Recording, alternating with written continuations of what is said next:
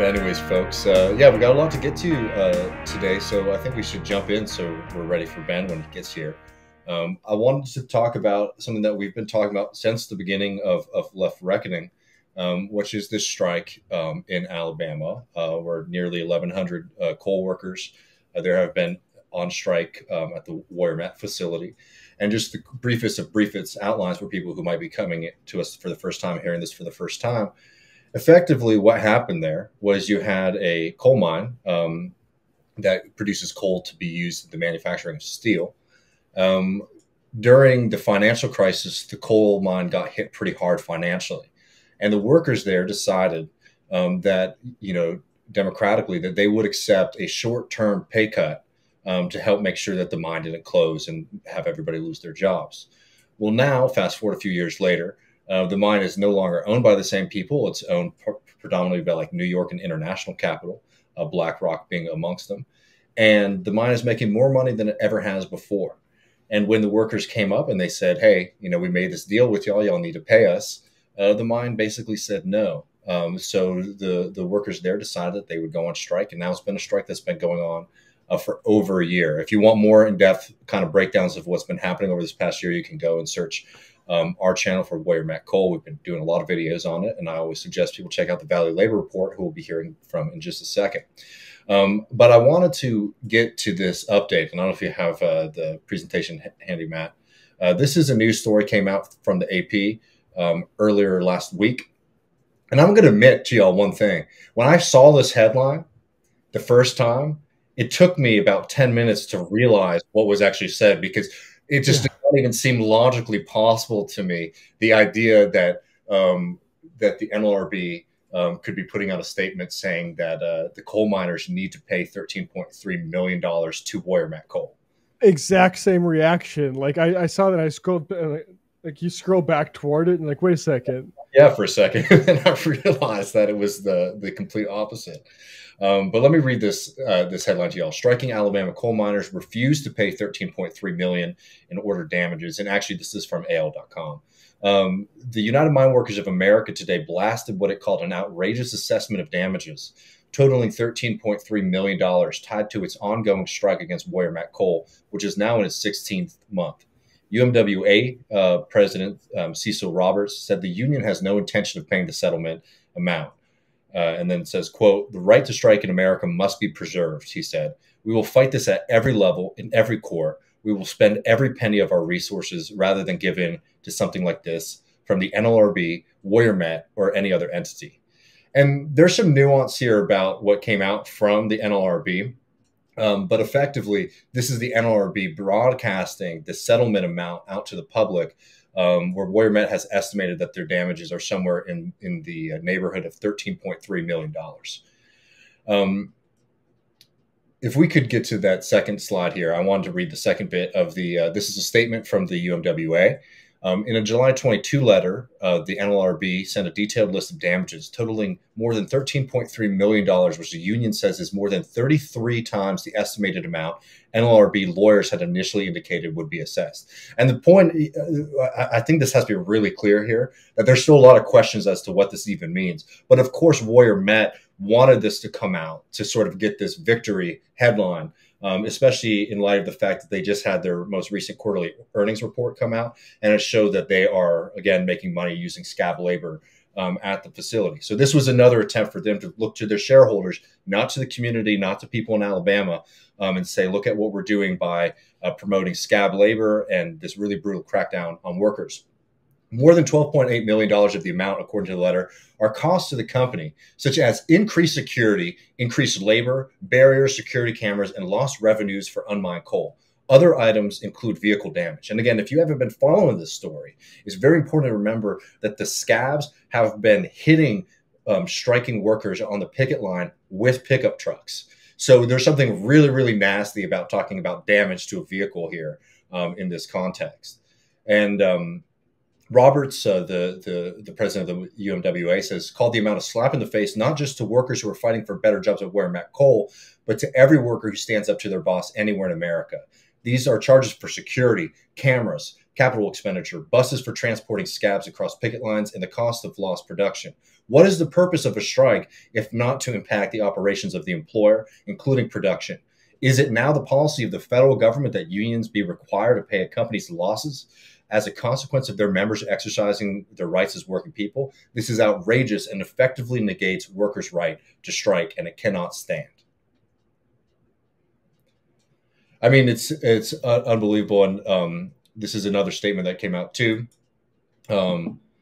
which I just sort of read. But basically, the argument here is like, what's the point of a strike if the NLRB is going to basically come down and side with the bosses and saying you are actually responsible for paying the lost revenue that the bosses have lost during this period of time? I mean, this is a direct affront to the right to collective action, to the right to bargaining. And like, as we're going to talk about a little bit later, when we go and talk a little bit about the United Kingdom, this is an acceleration of this kind of anti-union policy that we're seeing from our national federal governments here. And again, the NLRB could move on this. There's a lot of talk basically that this was them basically saying this is the amount that has been decided and we have not ruled one way or the other on it.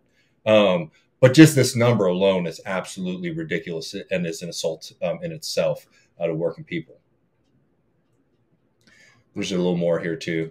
This is from Kim Kelly, who has been unbelievable, not only in covering this strike, but in supporting the workers there.